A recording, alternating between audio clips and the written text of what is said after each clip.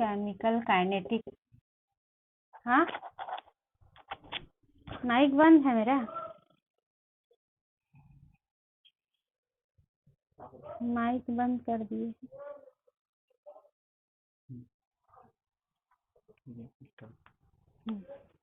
Chapter number 4 पढ़ेंगे हम लोग। चैप्टर नंबर 4 में है रासायनिक गतिकी, केमिकल काइनेटिक्स के बारे में हम लोग पढ़ेंगे। तो यहाँ पर सबसे पहले हम लोग देख रहे हैं, नाम से ही क्लियर है, दो वर्ड है आपका, एक है रासायनिकी, दूसरा आपका गतिकी। तो ये आपका देखें, रासायनिक का मतलब है रासायनिक अभिक्रिया से, यहाँ पर जितनी भी रासायनिक अभिक्रिया है उससे संबंधित है यहाँ पर।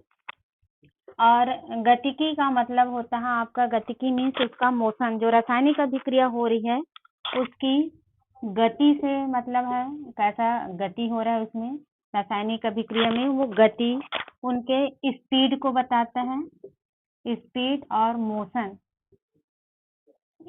इसके बारे में बताता है। तो रासायनिक गतिकी के अंतर्गत हम कोई भी रासायनिक अभिक्रिया होगा, जैसे रासायनिक अभिक्रिया हो रही है आपका ए है, ए से बन रहा है आपका बी, ए क्या है आपका रिएक्टेंट है, और दूसरा आपका क्या बनेगा, रासायनिक अभिक्रिया के फलस्वरूप प्रोडक्ट बनेगा।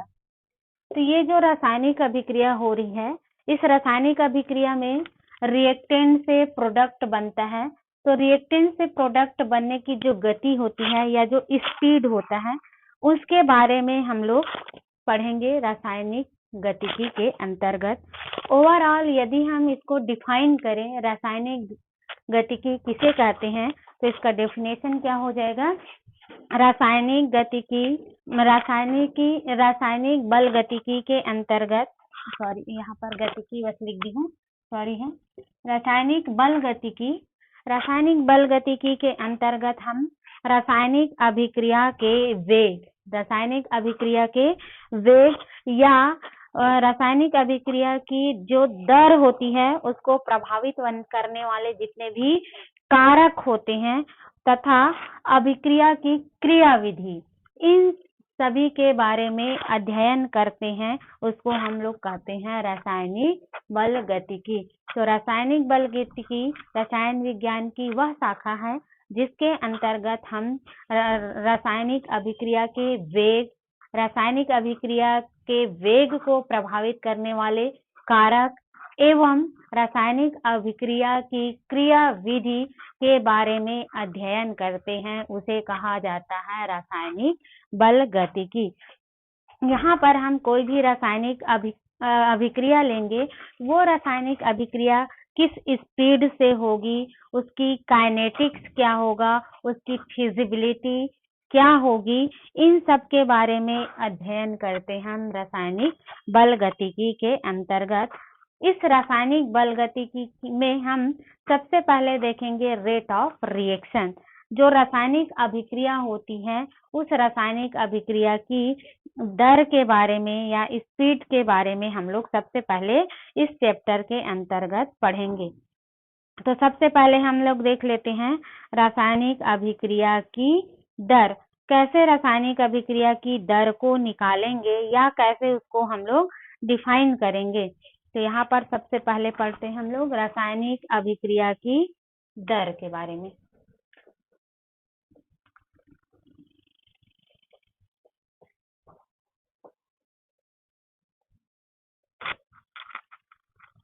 इसमें थोड़ा और हम लोग देख लेते हैं, जो रासायनिक अभिक्रिया होती है वो रासायनिक अभिक्रिया दो टाइप की होती हैं। रासायनिक अभिक्रिया देखेंगे तो रासायनिक अभिक्रिया में रिएक्टेंट से प्रोडक्ट का फॉर्मेशन होता है, ये आपका रिएक्टेंट है, ये रिएक्टेंट से प्रोडक्ट का फॉर्मेशन होता है।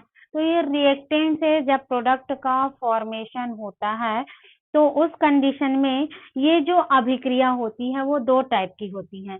ये जो रासायनिक अभिक्रिया होती है वो कितने प्रकार का होता है, दो प्रकार की रासायनिक अभिक्रिया होती है।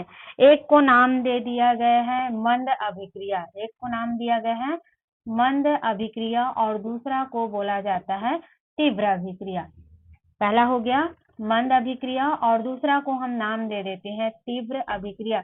तो रासायनिक अभिक्रिया दो टाइप का होता है। मंद अभिक्रिया किसको बोलेंगे? वे अभिक्रिया अधिक समय में पूर्ण होती है। वे रासायनिक अभिक्रिया जो धीमी गति से होती है, मीन्स जब रासायनिक अभिक्रिया कराते हैं तो रासायनिक अभिक्रिया कराते हैं उस समय जब हमें अधिक समय लगता है, तो अधिक समय लगती है उस अभिक्रिया को बोलते हैं हम लोग मंद अभिक्रिया। अधिक समय लगना, जैसे यहाँ पर कुछ एग्जाम्पल देखें, जैसे हम कोई भी रासायनिक अभिक्रिया कराते हैं, फॉर एग्जाम्पल देखें, यदि हम H2 प्लस Br की आपस में अभिक्रिया करा देते हैं, H2Br2, ये दोनों की जब आपस में रासायनिक अभिक्रिया कराते हैं तो रासायनिक अभिक्रिया जो होती है वो बहुत धीमी गति से होती है और ये रासायनिक अभिक्रिया कंप्लीट होने में बहुत ज्यादा टाइम लगता है, तो ऐसी अभिक्रिया को हम लोग कहते हैं मंद अभिक्रिया। तो वे अभिक्रिया जिनको कराने के लिए हमें अधिक समय लगता है उसको बोलते हैं हम लोग मंद अभिक्रिया। इसके और एग्जाम्पल देखें, जैसे हम लोग किण्वन की प्रोसेस कराते हैं, किसी भी पदार्थ को जब हम लोग सड़ाते हैं या किण्वन की प्रोसेस या फर्मेंटेशन उसमें कराया जाता है, जब उसमें बैक्टीरिया से उसका रिएक्शन किया जाता है, तो ये बैक्टीरियल रिएक्शन कराई जाती है तो वो बहुत समय में होता है, लगभग 1 दिन या फिर 24 घंटे या फिर 48 घंटे में। तो ऐसी अभिक्रिया को हम किसके अंतर्गत रखेंगे? मंद अभिक्रिया के अंतर्गत रखेंगे।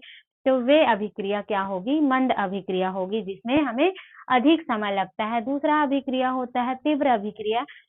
तो इसको कैसे डिफाइन करेंगे? वे रासायनिक अभिक्रिया जिसके लिए हमें या जो कुछ ही समय में पूर्ण हो जाती है, ऐसी रासायनिक अभिक्रिया जिनको कराने के लिए कम समय लगता है उसको हम क्या बोल देते हैं?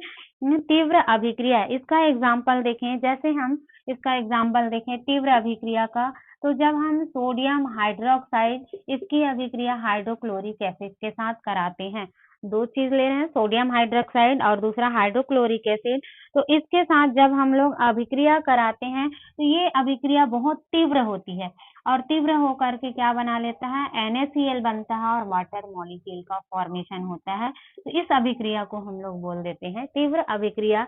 तो इस अभिक्रिया के लिए बहुत ही कम समय लगता है और ये कुछ ही समय में कंप्लीट हो जाती है, तो ऐसी अभिक्रिया को हम तीव्र अभिक्रिया कहते हैं। तो रासायनिक अभिक्रिया जनरली दो टाइप की होती है, एक हो गया मंद अभिक्रिया और एक तीव्र अभिक्रिया होती है। अब हम लोग देखते हैं अभिक्रिया का वेग।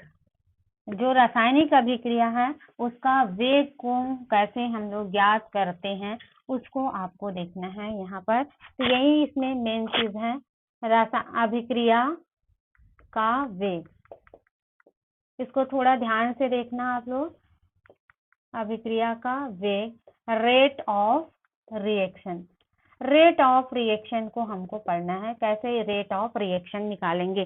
तो जनरली हम पहले क्या देख लें, कोई भी केमिकल रिएक्शंस है उस केमिकल रिएक्शन के वेग को कैसे निकालेंगे। तो पहले मैं इसको डिफाइन कर दे रही हूँ, हम किसी भी रासायनिक अभिक्रिया के वेग को कैसे डिफाइन करेंगे। तो रासायनिक अभिक्रिया के वेग को डिफाइन करने के लिए रासायनिक अभिक्रिया में दो चीज है, एक आपका क्रिया कारक होता है और एक होता है उत्पाद। तो जब हम रिएक्टेंट क्रिया कारक या उत्पाद की सांद्रता में समय के साथ होने वाले जो परिवर्तन होता है उस परिवर्तन का अध्ययन करते हैं उसको हम बोलते हैं अभिक्रिया का वेग। तो यहाँ पर डिफाइन कैसे करोगे? डेफिनेशन लिख दें इसका। डेफिनेशन क्या हो जाएगा?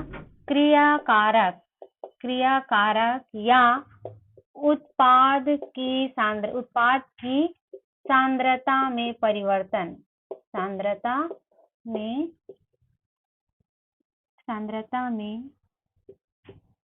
समय के साथ होने वाले परिवर्तन।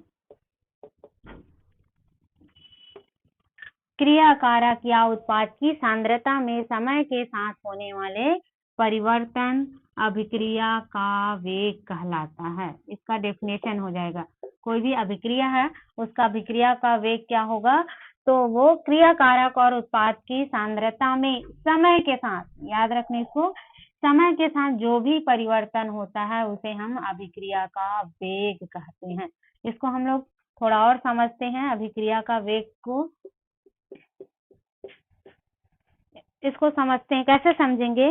देखो, जो जैसे हम लोग के पास क्या होती हैं, जैसे हम लोग मान लो गाड़ी चलाते हैं, सपोज एक्टिवा चला रहे हैं, तो उसमें हमको क्या देखना है? रेट निकालना है। रेट निकालना है, उस गाड़ी का स्पीड निकालना है कि वो जो गाड़ी है या एक्टिवा है वो किस स्पीड से चल रहा है। जैसे हम कहीं जा रहे हैं, सपोज करें कि ये हमारा घर है, घर से हम लोग कहीं जा रहे हैं और हम कहीं दूसरे जगह जा रहे हैं, तो यहाँ पर हम उसका स्पीड देखें कि हम किस स्पीड से जा रहे हैं। तो हम इस एक गाड़ी का रेट यदि निकालें, स्पीड निकालें, तो स्पीड कैसे निकालोगे? तो स्पीड निकालने के लिए हम क्या करते हैं? सबसे पहले क्या देखते हैं? डिस्टेंस, कितनी दूरी हम लोगों ने तय किया है, कितनी दूरी तय की है और कितने समय में वो दूरी तय की है, इसके अकॉर्डिंग हम क्या निकालते हैं? किसी भी गाड़ी का स्पीड निकालते हैं, रेट निकालते हैं। तो रेट निकालते हैं डिस्टेंस अपॉन टी से निकालते हैं। तो सेम कंडीशन किसमें होता है? आपका केमिकल रिएक्शन में। केमिकल रिएक्शन में हम क्या करते हैं कि जो अभिकारक हैं और उत्पाद हैं उनकी कॉन्सेंट्रेशन को देखते हैं, उनकी सांद्रता को देखते हैं कि उनकी सांद्रता में क्या परिवर्तन हो रहा है। उसके अकॉर्डिंग क्या करते हैं? हम उनकी रेट ऑफ रिएक्शन को निकालते हैं। जैसे मैं एक एग्जांपल देख रही, जैसे एक एग्जांपल है, जैसे हम लोग 10 मॉलिक्यूल्स किसका ले लिए? हाइड्रोजन का ले रहे हैं। कितना ले रहे हैं? 10 ग्राम क्या ले रही हूँ मैं यहाँ पर? हाइड्रोजन H2 को ले रही हूँ। कितना ग्राम? 10 ग्राम। और जब हम 10 ग्राम हाइड्रोजन की क्रिया कराते हैं किसके साथ? 10 ग्राम ऑक्सीजन के साथ। ठीक है, किसके साथ करा रहे हैं? 10 ग्राम ले लिए हाइड्रोजन और 10 ग्राम ऑक्सीजन। जब इन दोनों की आपस में रिएक्शन कराते हैं तो हमें क्या मिलता है? यहाँ पर उत्पाद मिलता है। ये जो उत्पाद बना है उस उत्पाद का हमें क्या निकालना है? रेट निकालना है। उस उत्पाद का क्या निकालेंगे? रेट निकालेंगे। तो रेट निकालने के लिए हमें क्या करना पड़ेगा? कॉन्सेंट्रेशन देखना पड़ेगा और अपॉन क्या करोगे? टी करोगे। तो जो अभिकारक होता है उसकी आपको क्या देखना रहता है? कॉन्सेंट्रेशन देखना है और कॉन्सेंट्रेशन देखने के बाद उसको समय के सापेक्ष क्या निकालने देना है? उसका वेग को निकाल लेना रहता है। तो इसी से हम क्या निकाल देते हैं? कोई भी रासायनिक अभिक्रिया की वेग। तो इसको हम फॉर्मूले के फॉर्म में लिखें तो कैसे लिखेंगे? अभिक्रिया का वेग, यहाँ पर लिख दें अभिक्रिया का वेग इक्वल टू हो जाएगा। अब यहाँ पर कॉन्सेंट्रेशन लेना है तो कॉन्सेंट्रेशन दोनों का लेना है। किसका किसका? क्रियाकारक या फिर उत्पाद की सांद्रता में परिवर्तन। अभिक्रिया का वेग इक्वल टू क्या हो जाएगा? उत्पाद या क्रियाकारक की सांद्रता, अभिकारक उत्पाद या क्रियाकारक की सांद्रता में परिवर्तन। किसके सापेक्ष परिवर्तन देखोगे? तो वो हो जाएगा अपॉन समय। तो इसको हम डिफाइन क्या किए? अभिक्रिया का वेग उत्पाद क्रियाकारक या उत्पाद की सांद्रता में समय के साथ होने वाले परिवर्तन को कहा जाता है अभिक्रिया का वेग। और इसको हम लोग लिखते कैसे हैं? तो रेट इक्वल टू क्या हो जाएगा? C upon T। अब देखो हम यहाँ पर दो चीज ले रहे हैं, या तो उत्पाद ले रहे हैं या फिर अभिकारक ले रहे हैं। तो यहाँ पर हम इसको लिखेंगे क्या? एक चीज और ध्यान रखना कि जो उत्पाद होता है उसकी सांद्रता में यहाँ पर थोड़ा सा ग्राफिकल मैं बता रही हूँ। जैसे मैं यहाँ पर ये ले रही हूँ, एक ले रही हूँ आपका रिएक्टेंट के लिए ग्राफ, ये आपका क्रियाकारक के लिए ले रही हूँ और दूसरा आपका क्रियाकारक के बाद दूसरा ले रही हूँ आपका उत्पाद के लिए। तो जनरली हम लोग क्या देखते हैं कि जो उत्पाद क्रियाकारक होता है जब वो उत्पाद में परिवर्तित होता है, जब वो उत्पाद में परिवर्तित होता है तो उनकी पहले जो कॉन्सेंट्रेशन होती है, पहले जो सांद्रता होती है, उस सांद्रता में समय के साथ क्या आएगी, कमी आते जाएगी। क्यों कमी आती है? क्योंकि वो उत्पाद में परिवर्तित होते जाता है। तो क्रिया कारक जो है में सांद्रता में कमी आती है, तो कमी के लिए हम यहाँ पर हमेशा माइनस का साइन शो करते हैं। यहाँ पर क्या लिखते हैं? क्रिया कारक के लिए क्या लिखेंगे? तो वो है ऋणात्मक चिन्ह लिखा जाता है। अब उत्पाद का देखेंगे तो उत्पाद में क्या होता है? उत्पाद में हमेशा उसकी जो सांद्रता होती है वो समय के साथ इंक्रीज होते जाता है, बढ़ते जाता है। इसलिए जब हम उत्पाद की कॉन्सेंट्रेशन को दर्शाते हैं तो उसकी कॉन्सेंट्रेशन को हमेशा धनात्मक लिया जाता है। जब इसका हम ग्राफ के थ्रू दर्शाते हैं T और कॉन्सेंट्रेशन के मध्य, तो पहले क्या रहती है? उत्पाद का कॉन्सेंट्रेशन अधिक होती है और धीरे धीरे कॉन्सेंट्रेशन में क्या आने लगती है? कमी आने लगती है। तो यहाँ पर कॉन्सेंट्रेशन इसका क्या हो जाता है? मान लो ये T1 है और यहाँ पर इसका कॉन्सेंट्रेशन क्या हो गया? C2 हो गया। ये किसके केस में? क्रिया कारक के केस में। पहले मान लो यहाँ पर क्या है? इसकी कॉन्सेंट्रेशन 10 ग्राम है। जब ये धीरे धीरे उत्पाद में चेंज होते जाता है तो इनकी कॉन्सेंट्रेशन 10 ग्राम से 5 हो जाएगा, फिर 4, ऐसे इसमें कमी आते जाती है। तो पहले कॉन्सेंट्रेशन C1 और दूसरे में कॉन्सेंट्रेशन क्या हो गया? C2 हो गया। लेकिन जब हम उत्पाद के केस में देखते हैं तो उत्पाद के केस में क्या होता है? पहले कॉन्सेंट्रेशन इसका कम रहता है, पहले कम प्रोडक्ट बनता है और धीरे धीरे समय के साथ इस प्रोडक्ट क्या होता है? इंक्रीज होते जाता है, बढ़ते जाता है।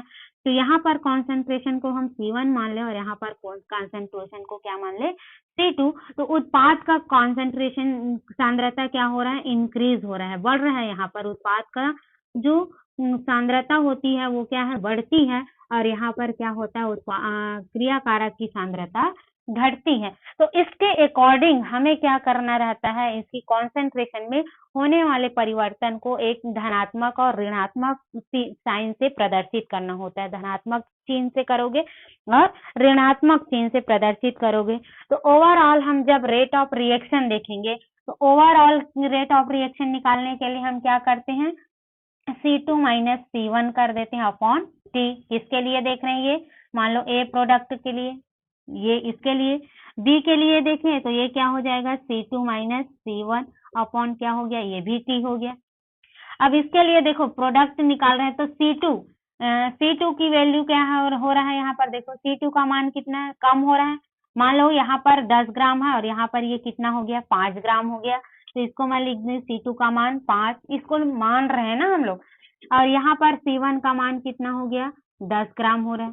तो ये T की वैल्यू निकालेंगे और इस समय को लिख दें तो ये ओवरऑल किस में आएगा? ये वैल्यू ऋणात्मक वैल्यू आ जाएगा। ये ऋणात्मक में आएगा मान। किसके लिए? तो ये हो जाएगा आपका क्रिया कारक के लिए। और क्रिया कारक के लिए हमेशा मान क्या आता है? ऋणात्मक आता है।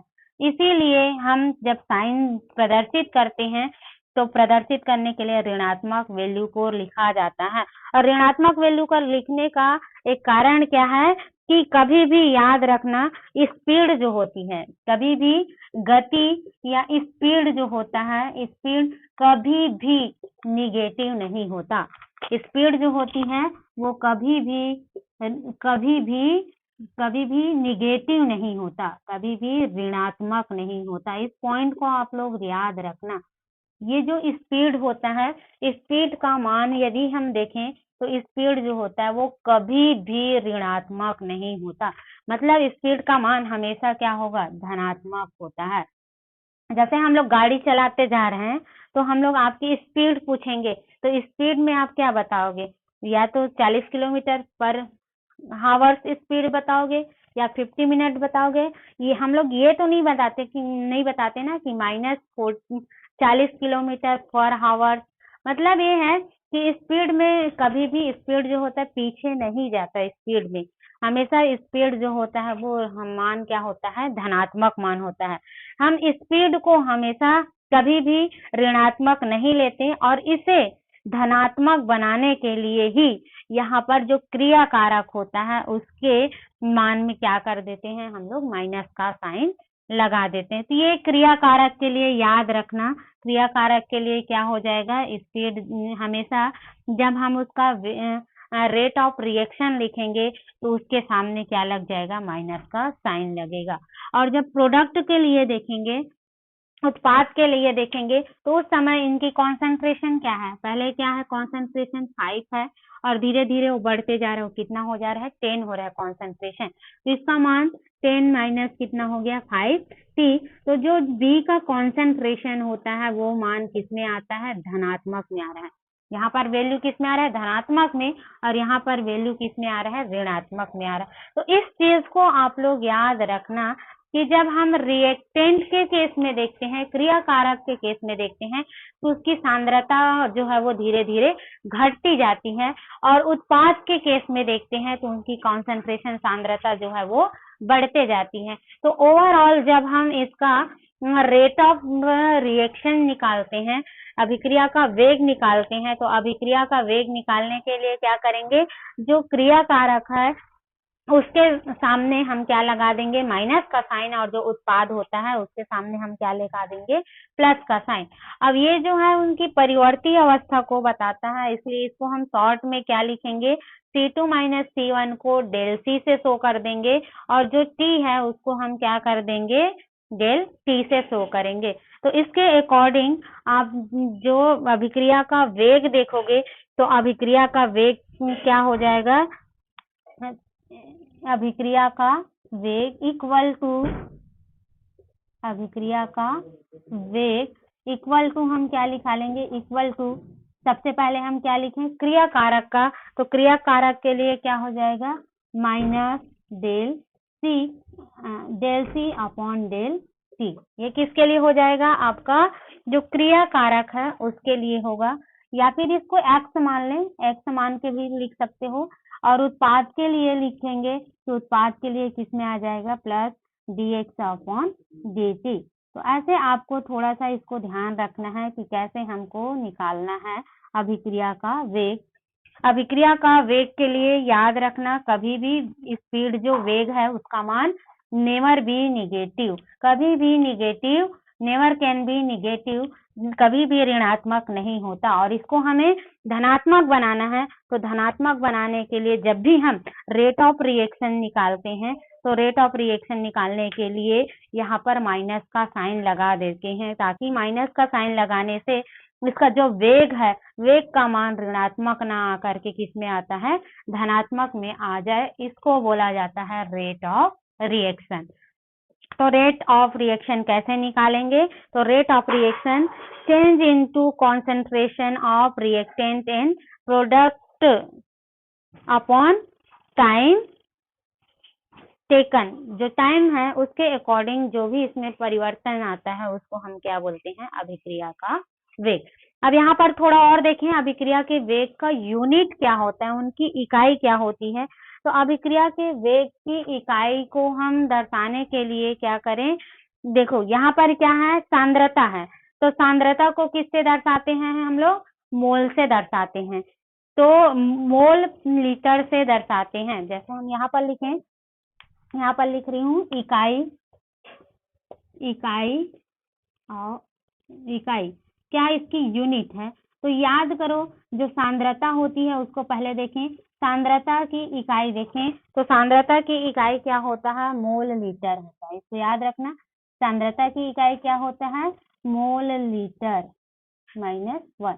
मोल लीटर किसका होता है, सांद्रता का, और टी का क्या हो जाएगा, सेकेंड, टी का क्या हो जाएगा, सेकेंड। तो मोल लीटर सेकेंड इसकी इकाई होगी, याद रखना इसको, क्योंकि पूछा जाता है इसकी इकाई क्या है, अभिक्रिया की वेग का। तो अभिक्रिया की वेग की इकाई क्या हो जाएगी, सांद्रता, इकाई क्या होगी, मोल लीटर प्रति सेकेंड, मोल प्रति लीटर सेकेंड होगा इसकी इकाई। इसको आपको याद रखना है, क्योंकि पूछा जाता है 2 नंबर के क्वेश्चन में कि जो अभिक्रिया की वेग है उस अभिक्रिया की वेग की इकाई क्या होगी। तो अभिक्रिया की वेग का इकाई क्या हो गया आपका, मोल लीटर सेकेंड होगा। इतना आपको याद रखना है। अब इसके आगे देखें जो अभिक्रिया का जो वेग होता है वो कितने टाइप का होती है।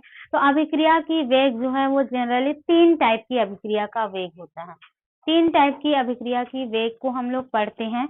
पहला होता है प्रारंभिक वेग, दूसरा होता है औसत वेग और तीसरा होता है ताक्षणिक वेग। 3 वेग के बारे में पढ़ेंगे, जिसमें से 2 मोस्ट इम्पोर्टेंट है आपका औसत वेग और ताक्षणिक वेग। इन तीनों को थोड़ा डिटेल्स में देखते हैं या इनका डेफिनेशन देखते हैं कि क्या कैसे इसको डिफाइन करेंगे।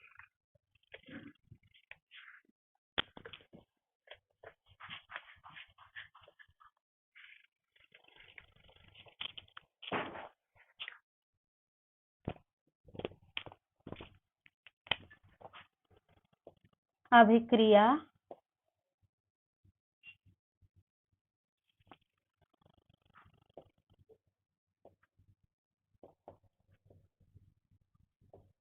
वेग, ये हम लोग 3 टाइप की अभिक्रिया का वेग पढ़ेंगे। 3 टाइप की अभिक्रिया की वेग होती है। एक को बोला जाता है प्रारंभिक अभिक्रिया, पहला को प्रारंभिक अभिक्रिया वेग,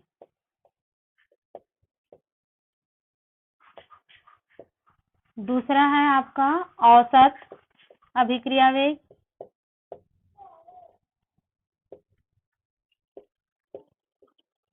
और तीसरा होता है ताक्षणिक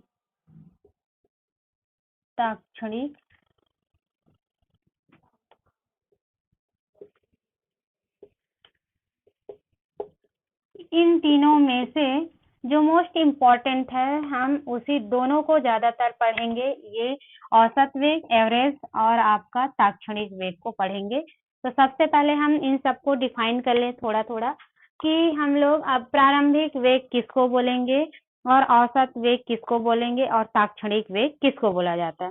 तो प्रारंभिक वेग को देखें, जब t का मान, समय का मान जो होता है 0 होता है, यदि हम t इक्वल टू 0 पर प्रारंभिक वेग को यदि नियत होता हो, मतलब t का मान यदि 0 होता हो तो उसकी सांद्रता में किसी भी प्रकार का परिवर्तन नहीं होता, उनकी कॉन्सेंट्रेशन में कोई परिवर्तन नहीं होता, तो उसको हम लोग बोल देते हैं प्रारंभिक वेग। प्रारंभिक वेग क्या है, जब हम t इक्वल टू 0 रख ले, t का मान, समय का मान 0 रख लेते हैं, तो उस कंडीशन में बताया गया है तो c के मान में भी कोई परिवर्तन नहीं होता। मतलब यदि हम कोई रिएक्शन करा रहे हैं और उस रिएक्शन में उसकी कॉन्सेंट्रेशन 10 ग्राम है, 10 ग्राम कोई भी H2O ले रहे हैं, इस H2 की अभिक्रिया कराते हैं और H2 की अभिक्रिया कराते हैं और T का मान यदि 0 ले ले तो इसमें कोई अभिक्रिया नहीं होगी। मीन्स इनकी जो कॉन्सेंट्रेशन 10 ग्राम है वो कॉन्सेंट्रेशन 10 ग्राम ही रहेगा। तो ऐसी अभिक्रिया को बोलते हैं प्रारंभिक अभिक्रिया बोलते हैं और उनके वेग क्या हो जाएगा, 0 होगा। मतलब ओवरऑल बोले कि ऐसी अभिक्रिया जिसमें रेट ऑफ रिएक्शन का मान 0 हो, मीन्स उसमें कोई भी परिवर्तन ना हो, तो उसको बोलते हैं हम लोग प्रारंभिक वेग बोलते हैं। उसके बाद आता है औसत अभिक्रिया वेग और ताक्षणिक अभिक्रिया का वेग। अब इसको मैं एक बहुत ही इजीली एग्जाम्पल के समझेंगे औसत वेग को और ताक्षणिक वेग को। औसत वेग से निकालेंगे तो औसत वेग को डिफाइन किया जाता है कि निश्चित समय अंतराल में, यदि हम क्या करें, निश्चित समय अंतराल में क्रियाकारक और अभिकारक दोनों उत्पाद, हाँ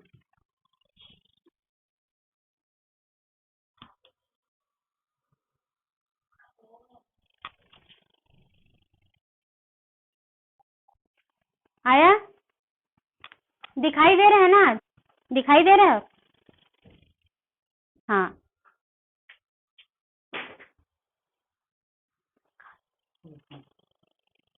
निकालना। तो हम लोग प्रारंभिक वेग अभिक्रिया देखें, दूसरा औसत अभिक्रिया वेग। तो औसत अभिक्रिया वेग क्या बोलते हैं, निश्चित समय अंतराल में अभिकारक और क्रियाकारक, निश्चित समय अंतराल में क्रियाकारक और उत्पाद की सांद्रता में होने वाला जो परिवर्तन होता है उसको हम लोग औसत वेग बोलते हैं। औसत वेग क्या है? निश्चित समय अंतराल में, इसको याद रखना, निश्चित समय अंतराल में, निश्चित समय अंतराल में रिएक्टेंट व प्रोडक्ट के कॉन्सेंट्रेशन में होने वाला परिवर्तन को हम लोग बोलते हैं औसत वेग। ये होता है आपका औसत वेग। सपोज जैसे एग्जांपल देखें, मान लो ये हमारा घर है, ये हाउस हमारा, और ये मान लो ये आपका स्कूल है। ये क्या है? आपका घर हो गया, और ये हमारा क्या हो गया? स्कूल है। इन दोनों के बीच की दूरी यदि देखें तो दूरी सपोज करें, इसको हम लोग क्या मान ले? 1 किलोमीटर मान लेते हैं। इनके बीच की दूरी क्या है? 1 किलोमीटर है। और टी समय में जब हम क्या करते हैं, यहाँ से एक, मान लो यहाँ से क्या कर रहे हैं, इस 1 किलोमीटर दूरी है, और यहाँ 2 बच्चे हैं। ये बच्चे क्या कर रहे हैं? घर से स्कूल की ओर जा रहे हैं। तो एक बच्चे क्या करता है, ये जो 1 किलोमीटर की दूरी है उसको कितने 2 मिनट में क्या कर लेता है? पहुंच जाता है स्कूल। मतलब 2 मिनट में इस 1 किलोमीटर दूरी को वो कंप्लीट कर लेता है। ये जो दूसरा बच्चा है वो क्या करता है कि ये जो 1 किलोमीटर की दूरी है उसको 5 मिनट में तय कर रहा है। ठीक है, मतलब समझ में आ रहा है? एक बच्चा क्या कर रहा है, दोनों की डिस्टेंस सेम है, घर से स्कूल की दूरी 1 किलोमीटर है। एक बालक 1 किलोमीटर दूरी को 2 मिनट में तय कर जाता है, और दूसरा जो बालक है वो 1 किलोमीटर दूरी को 5 मिनट में तय करता है। तो इनके लिए यदि हम रेट ऑफ रिएक्शन देखें, तो रेट ऑफ रिएक्शन देखें तो क्या हो जाएगा? एक के लिए देखें तो 1 किलोमीटर दूरी को वो कितने समय में करता है? तो 1/2 इसका रेट ऑफ रिएक्शन हो जाएगा। दूसरे के लिए देखेंगे, दूसरे के लिए रेट देखेंगे तो वो कितना हो जाएगा? 1/5 हो जाएगा। मतलब एक निश्चित समय अंतराल में ये जब समय अलग अलग हो रहा है, समय अंतराल में परिवर्तन हो रहा है, तो उनकी दूरी क्या है, इनका रेट क्या होता है? अलग अलग हो। तो जब हम निश्चित समय अंतराल में रिएक्टेंट और प्रोडक्ट के जो कॉन्सेंट्रेशन में होने वाले परिवर्तन को देखते हैं तो उसको बोलते हैं हम लोग औसत वेग या एवरेज वेग बोलते हैं, औसत वेग बोलते हैं। तो ये हो जाएगा आपका एवरेज वेग। मीन्स अलग अलग समय में वो क्या हो रहा है, उनका स्पीड जो है, उनका रेट किस पर डिपेंड कर रहा है? समय पर डिपेंड कर रहा है। तो वो कितनी दूरी तय कर रहे हैं। तो ओवरऑल हम देखें कि जो आपका औसत वेग है वो समय अंतराल के सापेक्ष रिएक्टेंट और प्रोडक्ट पर डिपेंड करता है कि किस समय में ये रिएक्टेंट जो है वो प्रोडक्ट में कन्वर्ट हो रहा है। वो निश्चित समय अंतराल को हम लोग औसत वेग के अंतर्गत रखते हैं। दूसरा चीज ये है ताक्षणिक वेग। देखिए तो ताक्षणिक वेग में क्या बताया जाता है? किसी क्षण, मतलब किसी एक क्षण में यदि हम उत्पाद और अभिकारक दोनों की कॉन्सेंट्रेशन में होने वाले परिवर्तन को देखते हैं तो उसको बोला जाता है ताक्षणिक वेग। मतलब किसी क्षण विशेष में, यहाँ पर लिख देना, किसी क्षण विशेष में रिएक्टेंट व प्रोडक्ट के कॉन्सेंट्रेशन में परिवर्तन, दोनों में अंतर है औसत वेग और ताक्षणिक वेग में। औसत वेग में निश्चित समय अंतराल में, और इसमें क्या बोला जा रहा है कि किसी विशेष, किसी क्षण विशेष में बोला जा रहा है। जैसे सपोज करें कि हम लोग बाइक चला रहे हैं, तो बाइक चलाते हैं तो जब हम लोग 1 किलोमीटर की दूरी, डिस्टेंस 1 किलोमीटर दूरी तय कर रहे हैं, तो ये इसकी स्पीड को देखें। जैसे ये जो बाइक है, बाइक की स्पीड को देखें तो सबसे पहले क्या होता है कि हमारा स्पीड एक, मान लो इस पर्टिकुलर पॉइंट है, यहाँ पर स्पीड हमारा इतना किलोमीटर स्पीड से चल रहे हैं, आगे जा रहे हैं, फिर स्पीड हमारा क्या हो रहा है? बढ़ जा रहा है। मान लो यहाँ पर कोई गड्ढा वगैरह कुछ आ गया तो यहाँ पर स्पीड हमारा क्या हो गया, कम हो गया। फिर आगे गए, यदि रोड खाली तो यहाँ पर क्या हो रहा है, स्पीड क्या हो जा रहा है, बढ़ रहा है, मतलब 80 की स्पीड से चल रहा है। तो जब इस समय हम क्या बोले कि इस पर्टिकुलर पॉइंट पर पूछा जाए, इस पर्टिकुलर पॉइंट पर पूछा जाए, मान लो मैं पूछ रही हूँ कि इस क्षण इस पॉइंट पर हमारा स्पीड वेग क्या होगा, तो ये जो पर्टिकुलर पॉइंट पर जो स्पीड होता है उसको हम क्या बोल देते हैं, उसका ताक्षणिक अभिक्रिया का वेग बोला जाता है। मतलब किसी एक विशेष पॉइंट पर पूछा जाए तो उसको हम उसकी क्या बोलेंगे, ताक्षणिक वेग बोलेंगे। तो ये होता है औसत वेग और ये होता है आपका कोई भी अभिक्रिया का ताक्षणिक वेग। तो इन तीनों अभिक्रिया के बारे में हमको पढ़ना है, ताक्षणिक वेग और इन सब वेग के बारे में क्या क्या होता है। उसके बाद हम लोग देखते हैं अभिक्रिया की वेग को प्रभावित करने वाले कारक। कौन कौन से ऐसे कारक हैं जो अभिक्रिया की वेग को प्रभावित करता है। तो इसके लिए बहुत सारे कारक हैं जो रासायनिक अभिक्रिया की वेग को प्रभावित करता है। तो फर्स्ट कारक देखते हैं हम लोग,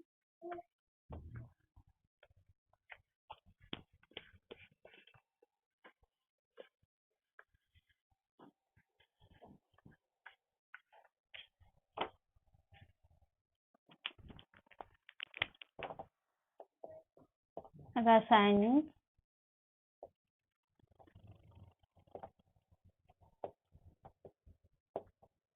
वेग को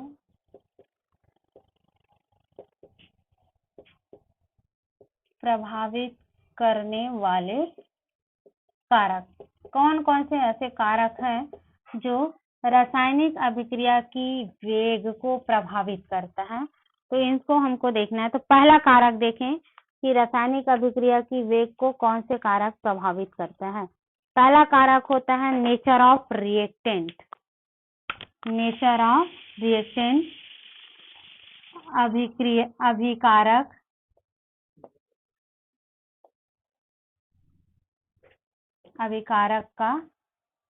अभिकारक की प्रकृति। नेचर ऑफ रिएक्टेंट, जो रिएक्टेंट होता है उसकी प्रकृति के कैसे अभिक्रिया की वेग को प्रभावित करता है। तो जनरली हम देखें तो अभिक्रिया की प्रकृति देखें तो अभिक्रिया में जो आपका गैस और द्रव होता है, गैस, द्रव और ठोस, इन तीनों में जो गैस होता है उनके मध्य कोलिजन अधिक होता है और कोलिजन अधिक होने के कारण गैस के मध्य जो रिएक्शंस होती है वो हाईली होता है। गैस हाई रिएक्टिव होता है और उनके मध्य रिएक्शन हाईली होता है। इस कारण जब गैसियस स्टेज में उपस्थित हो तो उस कंडीशन में अभिक्रिया का जो वेग होता है वो बहुत हाई होता है। कोई भी अभिक्रिया होगी उसकी वेग जो है वो यदि गैसियस फॉर्म में उपस्थित हो, कौन, रिएक्टेंट, गैसियस फॉर्म में हाईली क्या होता है, कोलिजन होता है। हाईली कोलिजन होने के कारण इनकी रेट ऑफ रिएक्शन देखें तो गैसेस फॉर्म में यदि कोई रिएक्टेंट प्रेजेंट है तो उस कंडीशन में रेट ऑफ रिएक्शन हाई होगा देन कंपेयर टू आपका सॉलिड एंड लिक्विड। जो सॉलिड है और जो लिक्विड है उसकी कंपेयर में यदि रिएक्टेंट गैसियस फॉर्म में उपस्थित है, उनकी प्रकृति कैसा हो, गैस के फॉर्म में हो, तो उस कंडीशन में रेट ऑफ रिएक्शन अधिक होगा कंपेयर टू आपका सॉलिड एंड लिक्विड। कहने का मतलब ये है कि यदि किसी भी रिएक्टेंट में जितना ज्यादा कोलिजन होता है उनमें रेट ऑफ रिएक्शन हाई होता है, तो गैस में कोलिजन हाई होने के कारण उनकी रेट ऑफ रिएक्शन भी क्या होगी, हाई होगी। दूसरा इनको प्रभावित करने वाले कारक है वो है कॉन्सेंट्रेशन। दूसरा है सांद्रता। सांद्रता जो है वो रासायनिक अभिक्रिया की दर को प्रभावित करता है। जब कॉन्सेंट्रेशन कैसे प्रभावित करेगा कि जब रिएक्टेंट की कॉन्सेंट्रेशन अधिक है, यदि रिएक्टेंट है उसकी सांद्रता अधिक है तो उससे बनने वाले प्रोडक्ट भी अधिक होगा और जितना ज्यादा अधिक कॉन्सेंट्रेशन होगा, अधिक रिएक्टेंट रहेगा तो अधिक रिएक्टेंट होने के कारण कोलिजन भी अधिक होता है। इस कारण उनकी सांद्रता हाई होने पर उनकी अभिक्रिया का वेग क्या हो जाएगा, अधिक होगा। तो वो डिपेंड किस पर करेगा, उनकी सांद्रता पर डिपेंड करता है। जितना ज्यादा उनकी सांद्रता होगी उतना ही क्या हो जाएगा, उसमें अभिक्रिया का वेग अधिक होगा। तीसरा पॉइंट देखें इसमें, तीसरा पॉइंट होता है सरफेस एरिया। सरफेस एरिया, तीसरा पॉइंट है सरफेस एरिया। उनका सतह, उनकी सतह देखें तो सतह का क्या है, यदि किसी भी रिएक्टेंट है उसका सतह जो है अधिक हो, ये सतह अधिक हो तो उनकी अभिक्रिया का वेग अधिक होगा, और यदि वो सतह कम हो तो अभिक्रिया का वेग क्या हो जाएगा, कम होगा। जैसे एग्जांपल देखें, जैसे गुड़ का वेली होता है, यदि उन गुड़ की वेली को हम लोग क्या करते हैं, उसको पहले छोटे छोटे टुकड़े में तोड़ करके उसको क्या करते हैं, उनकी सतह को बढ़ाते हैं। जब उनके सतह को बढ़ाते हैं तो उसमें अभिक्रिया जो होती है वो तेजी से होने लगती है। तो वहां पर मतलब ये है कि जितना ज्यादा उसका सरफेस एरिया होगा उतना ही ज्यादा उनका रेट ऑफ रिएक्शन होगा, और सरफेस एरिया कम होने पर रेट ऑफ रिएक्शन भी क्या हो जाएगा, कम होगा। चौथा पॉइंट है टेम्परेचर, मोस्ट इम्पोर्टेंट पॉइंट है। तो याद रखना इसको, ताप जो है, किसी भी रासायनिक अभिक्रिया की वेग देखें, कोई भी रासायनिक अभिक्रिया हो उनका वेग देखें तो टेम्परेचर बढ़ाने पर, ताप बढ़ाने पर रासायनिक अभिक्रिया का वेग हमेशा बढ़ता है। ये ओवरऑल पूरे जितने भी रासायनिक अभिक्रिया है उन सबके लिए है कि ताप बढ़ाने पर क्या होगा, रासायनिक अभिक्रिया ताप बढ़ाने पर बढ़ेगा, और ताप को यदि हम कम करेंगे तो रासायनिक अभिक्रिया का वेग भी क्या हो जाएगा, कम होगा। मीन्स ओवरऑल डिपेंड करता है कोई भी रासायनिक अभिक्रिया का वेग टेम्परेचर पर। यदि हाई टेम्परेचर है तो अभिक्रिया जो है वो तेजी से होगी और उनका वेग भी अधिक होगा, और यदि टेम्परेचर कम है तो अभिक्रिया का वेग भी क्या हो जाता है, कम हो जाता है। फिर आता है लास्ट पॉइंट है आपका कैटलिस्ट। लास्ट पॉइंट क्या है आपका, कैटलिस्ट। कैटलिस्ट जो है वो कैसे प्रभावित करता है, तो कैटलिस्ट किसको बोलते हैं, तो वे कैटलिस्ट क्या होता है, तो वे यौगिक जो किसी भी रासायनिक अभिक्रिया की वेग को बढ़ा दे, वेग को बढ़ाने वाले कारक को हम क्या बोलते हैं, कैटलिस्ट। तो कोई कैटलिस्ट की उपस्थिति में क्या होता है, कोई भी रासायनिक अभिक्रिया कराते हैं, उस रासायनिक अभिक्रिया की वेग को बढ़ाते हैं। रासायनिक अभिक्रिया की वेग को बढ़ाते हैं उसको हम क्या बोलते हैं, कैटलिस्ट। तो जब हम कोई भी रासायनिक अभिक्रिया करा रहे हैं, जब उस रासायनिक अभिक्रिया में कोई भी कैटलिस्ट मिला देते हैं, डाल देते हैं, तो वो रासायनिक अभिक्रिया जो होती है वो तीव्र गति से होने लगती है, तो उसको बोलते हैं हम लोग कैटलिस्ट। और साथ ही साथ कुछ कैटलिस्ट ऐसे भी होते हैं जो रासायनिक अभिक्रिया की दर को क्या कर देता है, कम। कुछ ऐसे भी हम लोग अभी देखे हैं कैटलिस्ट जो रासायनिक अभिक्रिया की दर को कम कर देते हैं, तो उसको नाम दिया गया है, रासायनिक अभिक्रिया की दर को जो कम कर दे उसको बोलते हैं इनहिबिटर। इनहिबिटर्स बोलते हैं। इनहिबिटर्स क्या है, तो वे यौगिक या पदार्थ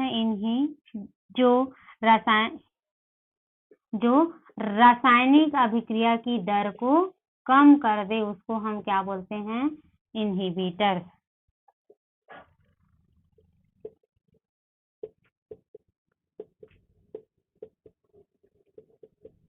तो इन दोनों पॉइंट को याद रखना, ये 2 नंबर के क्वेश्चन में भी पूछा जाता है, कैटलिस्ट किसको कहा जाता है या इनहिबिटर्स किसको बोलते हैं। तो कैटलिस्ट क्या है, जो रासायनिक अभिक्रिया की दर को बढ़ाते हैं उसको हम कैटलिस्ट बोलते हैं, और जो रासायनिक अभिक्रिया के वेग को कम कर दे उसको हम क्या बोल देते हैं, इनहिबिटर्स कहते हैं। तो इतना याद रखना। तो ये जो 5 कारक हैं वो रासायनिक अभिक्रिया के वेग को प्रभावित करता है। अभिकारक की प्रकृति, सांद्रता, सरफेस एरिया, टेम्परेचर और कैटलिस्ट, इतना आप लोग याद रखना। उसके बाद आगे हम लोग देखते हैं रेट लॉ। रेट लॉ देखेंगे।